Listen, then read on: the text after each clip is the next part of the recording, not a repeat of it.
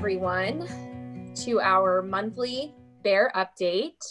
I have a very special guest joining us this morning, Dr. Lauren Butler. Today's topic, we're going to cover Ready, Set, Go, a sports health conversation with Dr. Lauren Butler. Thank you all for making the time to join us, and thank you for being Diamond Society members. We're so grateful for your very generous support of our hospital. We are really able to do what we do every single day because of your support. So Lauren, I'm going to do a brief intro of you, and then you're going to talk to us a bit about sports health, and then we'll go into some Q&A. But before we do that, how's everything in your world? How's everything going? Good. Everything's great. Can't complain. We're seeing lots of patients, lots of sports injuries, lots of kids that are really excited to be back on the field. So I'm sure, especially in this nice weather. Yes. Okay, great. Well, thank you for joining us this morning. We're really excited you're here. Happy to be here. So for those of you who don't know Lauren, she is the pediatric sports physical therapist and supervisor of our sports health program. Lauren has her doctor of physical therapy and is board certified in sports physical therapy. She is a clinical researcher in the area of injury prevention and physical literacy. She serves as a guest lecturer at UM in the pediatric and sports physical therapy residency programs. And Lauren is the chair of the Pediatric Research in Sports Medicine Injury Prevention Research Interest Group. Lauren, how long have you been with the hospital? I've been with the hospital a little over 10 years. Oh, that's great. Wonderful. We'll go ahead and take it away, and then we'll save some time at the end for some Q&A. And just a reminder, you can type any questions you have in the chat, and I'll do my best to get to all of them. So Go ahead. First, thank you so much for having me. I'm very happy to be here and present on one of my favorite topics, which is sports health. Our sports health program at Nicholas Children's is really dedicated to ensuring that all children are adequately prepared to be physically active and healthy for life. Unfortunately, in the United States, we currently are dealing with a pediatric inactivity crisis. So a 2018 study from Nationwide Children's Hospital showed that only 5% of youth ages 5 to 18 are meeting the minimum requirements for being physically active. So that's your 60 minutes per day of that moderate to vigorous physical activity. So if you think about that, it's pretty alarming, right? That means 95% of our kids are not physically active, right? That's pretty concerning. Additionally, over 40% of kids will go on to become overweight teenagers. That's even more concerning, right? So almost half of our kids are going to become obese as teens. So as a society, we have to ask ourselves, what factors are contributing to this problem? And so for today's conversation, I really wanted to touch on 3 of those factors. So the first is the lack of free play and outdoor play. So kids need time to be kids, right? They need that time to spend in unsupervised physical activity, right? Unfortunately, we have some societal trends that are really not conducive to that. So screen time is at an all-time high. We have kids spending 8 hours or more a day on a screen as young as age 6, right? So that is way too much screen time. And unfortunately, with COVID-19, screen time has gone up even more. We also have heavy homework demands, right? I think even now with virtual school, kids have even more homework and more self-guided learning. So kids finish with their school day and they're spending hours doing homework. It doesn't really leave a lot of time for much else. And then we have to look at parent fears, right? So many parents don't feel safe letting their kids go outside and play unsupervised. Maybe it's because of where they live and they don't feel like the area is safe, or maybe they just really don't feel comfortable letting their kid go outside and play without kind of keeping an eye on them and watching them. But we know that free play tends to increase intrinsic enjoyment towards being physically active. So kids that engage in more outdoor free play want to be more physically active. We also know that kids that engage in free play have a reduced risk of injury, and they have increased performance during sports. So it tends to create like more creative athletes in the end. So we also have to look at, what does our sport practice look like in terms of free play? So when you think of free play, you don't necessarily think, oh, sports, right? But a developmentally appropriate sport practice includes a certain time spent in like free sport play. So think of this as you're going to soccer practice and you're getting specific instruction on soccer skills, but then there may be 30 minutes dedicated to just here's the ball and go play, right? What we're seeing now is that sport practice doesn't have enough of that. So really kids are spending too much time sitting on the bench. They're spending too much time focusing on competitions, games, and winning. And unfortunately, that's really not what young children find fun in sports. So we're seeing an increase in early sport dropouts. So right now, 70% of kids drop out of sport by age 13. So that's very concerning. Yeah. So if you think about, what is the primary means of physical activity for a young child? It's organized sports, right? So if 70% are dropping out by 13, they're going on then to become physically inactive. And that's why we're seeing that increased rate of obesity in our teenagers.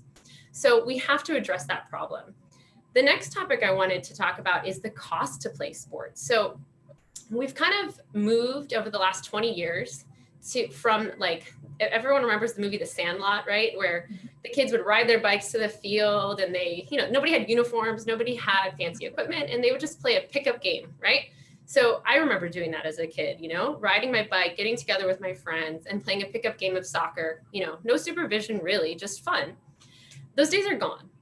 So currently our youth sports industry has become very privatized and very expensive, right? And so what this has done is it's created a sport participation disparity where only kids whose families can afford that high cost to participate are truly able to participate. And what we're seeing is that there's about 16% of kids who come from low-income families, so families that make less than $25,000 a year, are participating in some of our most common sports, compared to around 60% from families who make over $100,000 a year. So it's creating these kind of two categories of the sport haves and the sport have-nots. Then we see that our recreational sport programs are kind of dropping off. So very few schools and community centers are offering recreational sport opportunities. So what this is doing is it's leaving many children with zero opportunity for sport participation. So that's another kind of issue that we have to come up with a solution for. The last thing I wanted to touch on is something called physical literacy. So physical literacy is a child's ability, confidence, and desire to be physically active. So I like to think of physical literacy the same way that we think about academic literacy. So when you learn to read and write, right, you start with your letters. You have to learn what they are, what their sounds are. Eventually you start blending words, and then eventually you can read and write. So physical literacy is no different. So you first have to learn those basic fundamental movement skills. You have to know how to throw, how to kick, how to run, how to jump, right? And then eventually you can kind of take that and then learn more specific sports skills.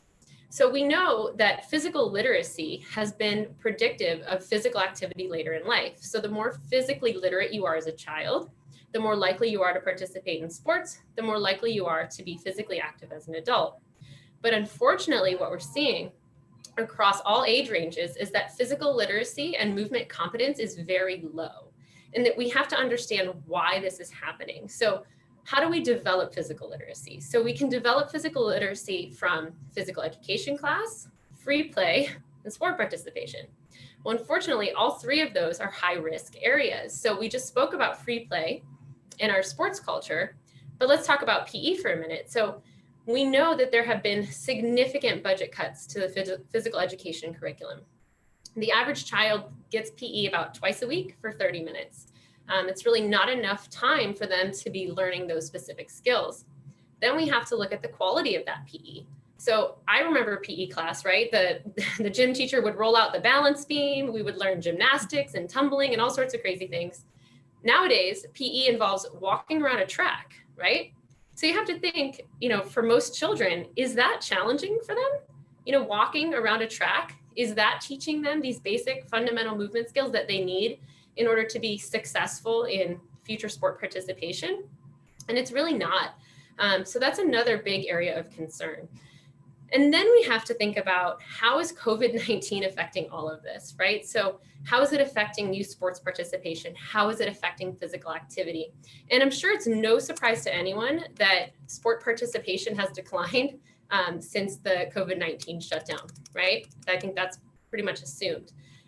What was surprising to me is that there's also an increased loss of interest in participating in sports. So the Aspen Institute put out a survey and they found that 3 out of 10 kids have absolutely no desire to go back to the sport that they played prior to the pandemic. So that's very concerning, right?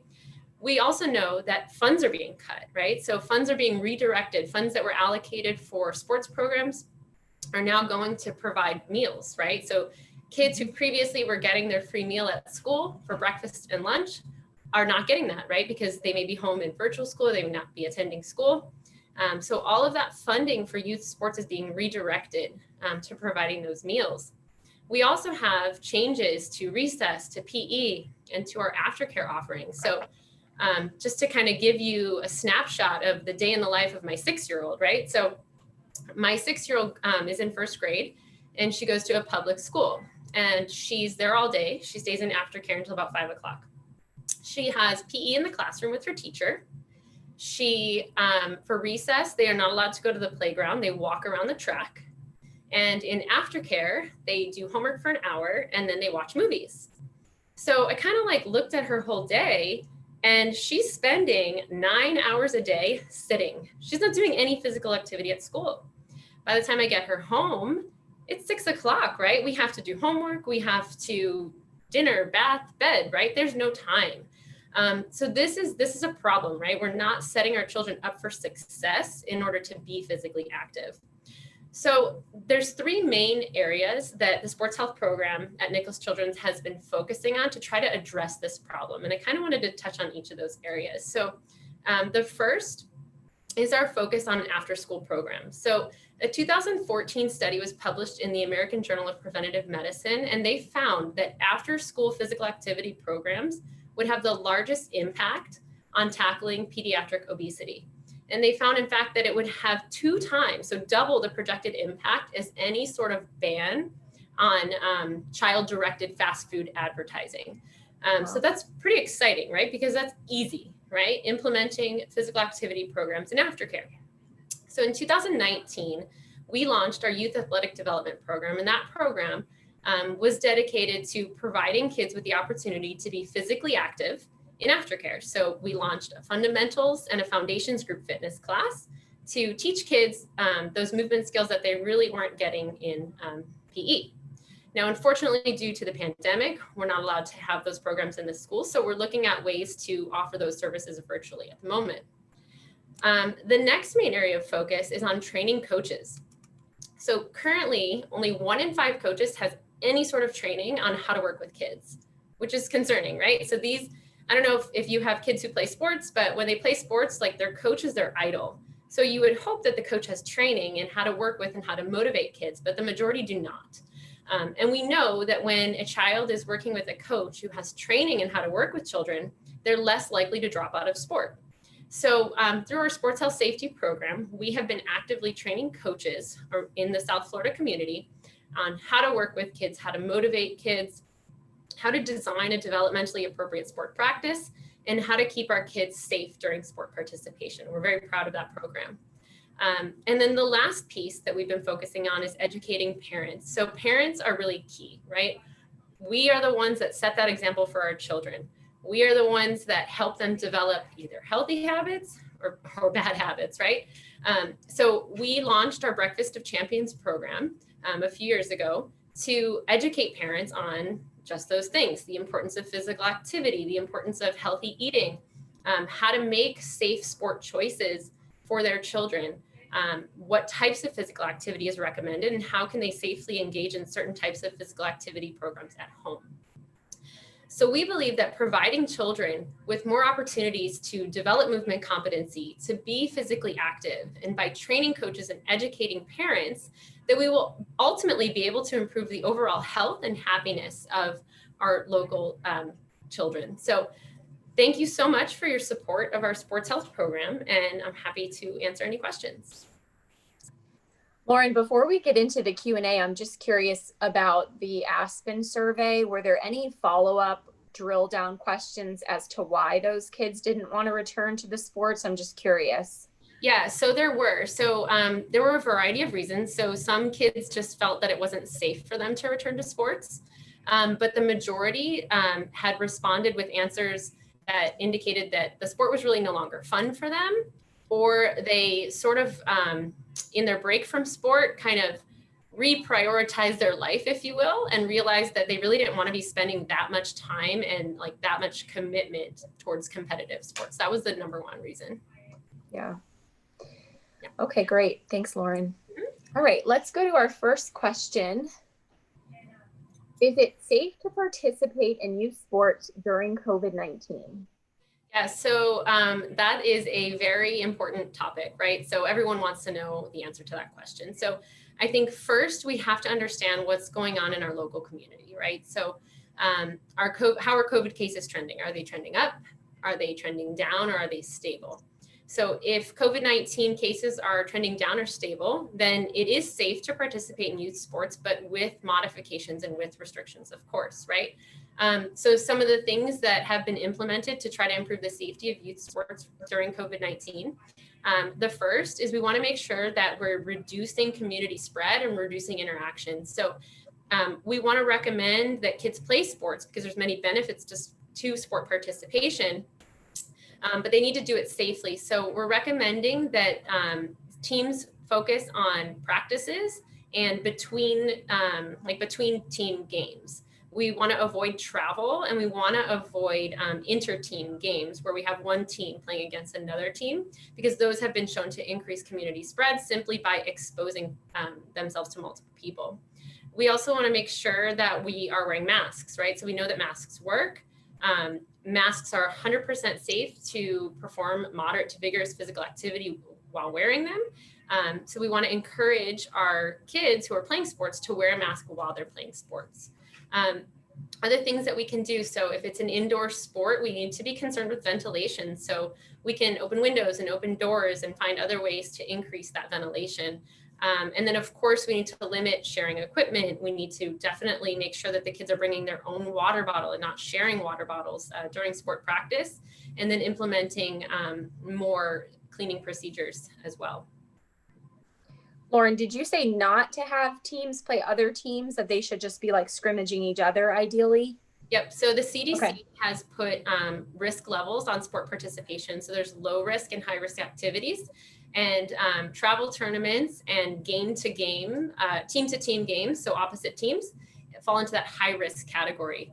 So we really right now, given kind of the current state of Miami-Dade County, should really only be focusing on that inter-team game, low risk activity. And to your point, that depends on your area and what's going on. Okay. Absolutely. Perhaps when we send out the recording, we can send out the CDC guidelines around sports. Okay. Okay, great. Lauren, is there a benefit to specializing in one sport at an early age? So sport specialization is kind of a hot topic. With certain sports, there is a benefit to early specialization. And then there's those sports include gymnastics and figure skating, right? Where your sport performance peaks at a young age.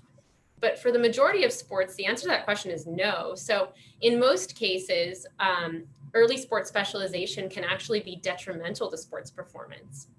So what we're seeing is kids that specialize in one sport at a young age are more likely to drop out of sports early. They're more likely to suffer more overuse injuries, and they're more likely to be susceptible to burnout. And what we're on the opposite side of that, what we're seeing is that multi-sport background, or what we call sports sampling, or playing multiple sports roughly until about the high school years, has been shown to result in better sport performance. So it results in more resilient athletes. So they get a decreased risk of injury. It has been shown to result in increased chances of a child finding a sport that they really love and that they're good at, right? So if you only try one sport starting at age 6, and by age 10 you decide that you don't like that sport anymore, then you're not going to play any other sports, right? But if you have that multiple exposure to different sports, you're more likely to find one that you truly enjoy. But the biggest thing really is that performance benefit. So they did a study where they surveyed Olympic athletes, and what they found was that the majority of Olympians had reported this multi-sport background. So it's been found that playing multiple sports is actually what's going to help you kind of get to that higher level of sport performance. Just in case you didn't know, Lauren, our hospital president, Perry Ann Reed, was a figure skater. Nice. I did So not the next know time that. you see her, you'll have to mention that. Yes, absolutely. Lauren, the next question is, how do we bring back recreational sports? Yeah, so this is a challenging topic, right? So, like I had mentioned, we've moved far away from recreational sports. It's very difficult to find a program that offers recreational sports at little to no cost to families. And so we have to understand, what are the barriers, right? So one of the biggest barriers to recreational sports is space, right? So after school space is very limited. It's either taken up by aftercare or competitive sports. And then we have to think of equipment. So with budget cuts and things like that, we only have a set amount of sports equipment, which is then again being used for competitive sports after school. So one of the things we need to do is get a little bit more creative, right? So one of the things we can consider is offering recreational sports in the morning, right? So in the morning, we have much more space available in terms of field space and gym space. The equipment is not being used, and we're much more likely to have faculty available to help supervise those sports as well. The other thing we can consider is making recreational sports co-ed. So if we're looking at not having enough equipment for both a boys and a girls team, we can combine those two and make one co-ed teams that can use the amount of equipment that's available. The other thing we can consider is partnering with local community centers. So partner with the YMCA, partner with the Boys and Girls Club, and offer opportunities for kids to participate in those recreational sports in those locations. So there's many ways to do this. We do have to get creative. I think the goal really needs to be to make these recreational non-competitive sports available at no cost to all children. Agreed. Yeah. Okay, this is a big one. I'll be listening very carefully with this. How do we encourage physical activity at home? And Lauren, having 2 young kids, would be great to know how you personally do it. You talked about looking at your daughter's day and how challenging that is. So how do you, work around that and make physical activity fun at home? Yeah, so I think it depends on the age of your kids, right? So if we talk about first younger kids, so if we think about kids that are like preschool, early elementary age, right? Those are my kids, they're 3 and 6. It's all about making physical activity fun, right? If it's not fun, they do not want to do it. But this is the easy age to encourage them to be physically active. So incorporating physical activity into games. So think of like your old PE classes and the different fun games you played, red light, green light, right? Simon Says. So we'll play Simon Says, but we'll swap out, different movements for exercises, right? So Simon Says, do 5 jumping jacks. Simon Says, jump up and down 5 times. So it's very easy to get creative and incorporate those into your games. And actually, we do have a Pinterest page on the Fit for Kids Pinterest account. It's called Move to Learn. And on that page, we have a variety of movement games for younger children. So if you have kids that fall into that preschool, early elementary age range, I would definitely check that out. As we get a little bit older, so we get like late elementary, middle school age, think of like your 9 to maybe like 12-year-olds. This is, I think, the hardest age to get them physically active at home. Mm-hmm. But what I find works really well with this population is they want to play sports, right? So get the family together and organize a game of backyard kickball, basketball, baseball, whatever you have at home and you have the space for. At that age, they really like the competition. They want to win, right? Mm-hmm. So they find that really fun. We can also introduce them to alternative sports that can be done safely at home in the front yard, like jumping rope or learning how to roller skate, going for bike rides, things like that. So I think in that middle school or like late elementary, middle school range, it's exposure to a lot of different sport opportunities, and hopefully they find something that they really like. As kids get older into high school, they can perform any type of resistance training and cardiovascular activities at home. So body weight squats, lunges, push-ups, those are all great activities that can be performed at home safely with no equipment. All right, let me see here. We have this is kind of similar to what you just spoke about. At what age is it safe for kids to participate in resistance training and weightlifting? Yeah, so there's really no minimum age, and I'm sure everyone's a little shocked to hear that, right? Because I think, there's this myth around resistance training that, you shouldn't really start it as a child because it might stunt your growth. There's a variety of kind of concerns circulating around there. But what we know about resistance training is there are far more benefits, right? So there's really no minimum age. If the child is able to follow directions and withstand the stress of regular sport participation, then they're ready to resistance train. But what that resistance training program looks like is going to be dependent on their age and their like developmental level, so how well they move.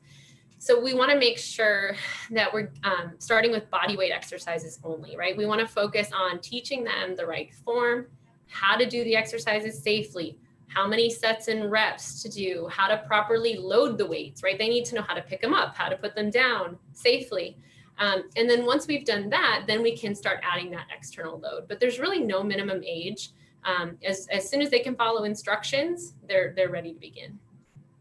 Great.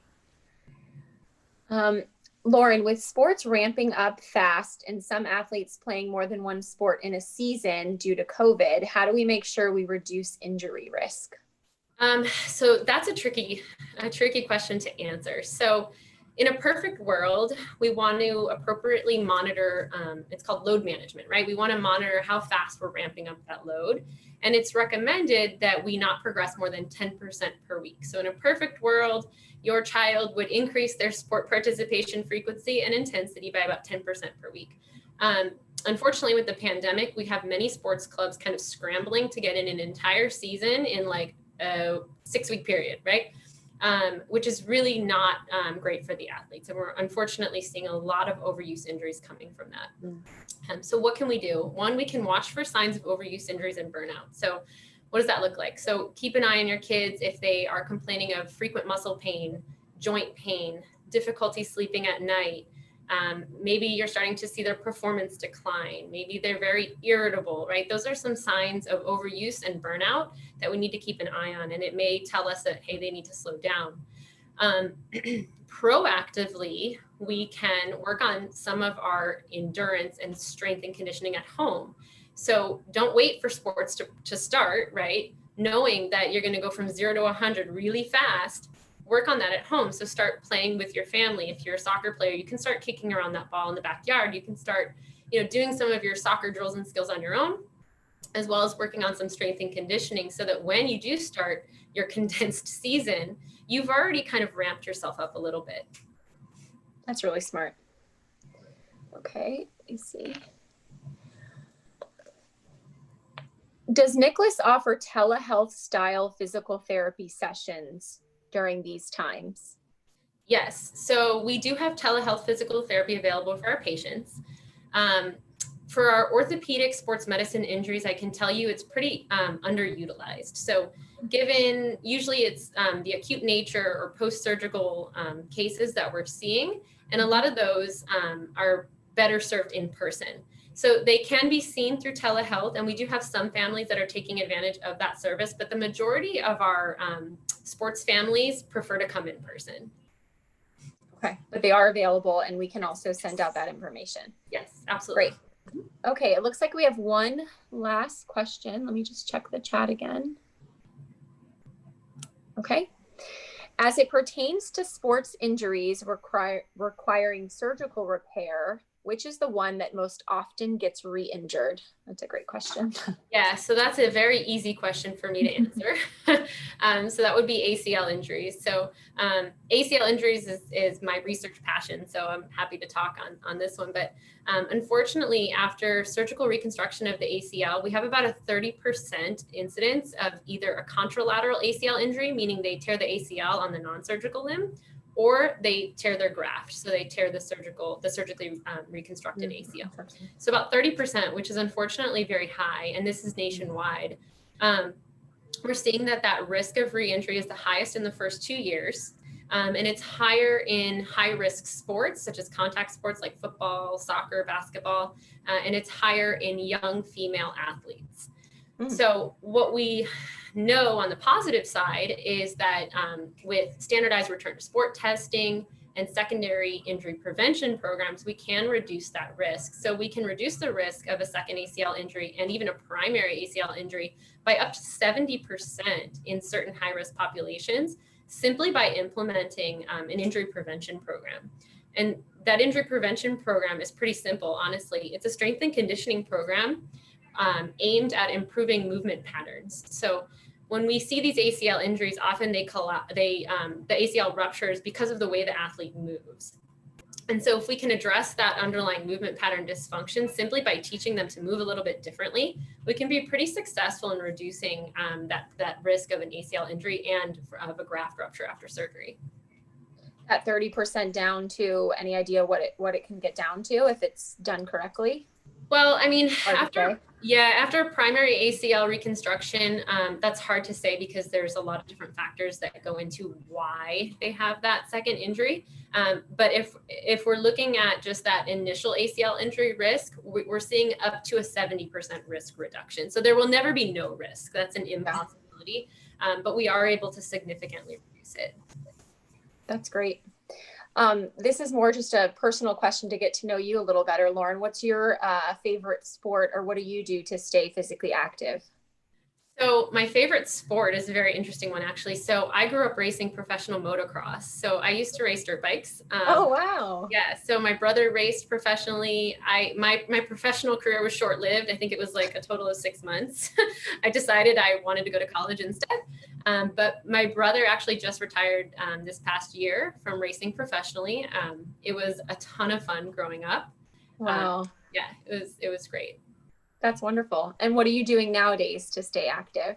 Yeah, so now it's a mix. It really just depends on the day. So sometimes it's running with my kids while they're riding their bikes or taking the dog for a run, strength training at home, sometimes with my kids. So, it's important to kind of set that example for them. So my daughter loves to exercise, so we work out together. What she does looks a little different from what I do as a 6-year-old, but it's fun to see them kind of get into it and enjoy that with you. That's so great. Lauren, thank you everything that you do with our sports health program and at Nicholas Children's. This was really great to talk to you, and thank you to our Diamond Society donors for tuning in this afternoon. We will be sure to send out the recording as well as some of the great resources Lauren spoke about today. Thank you, everybody. Thanks, Lauren. Stay safe.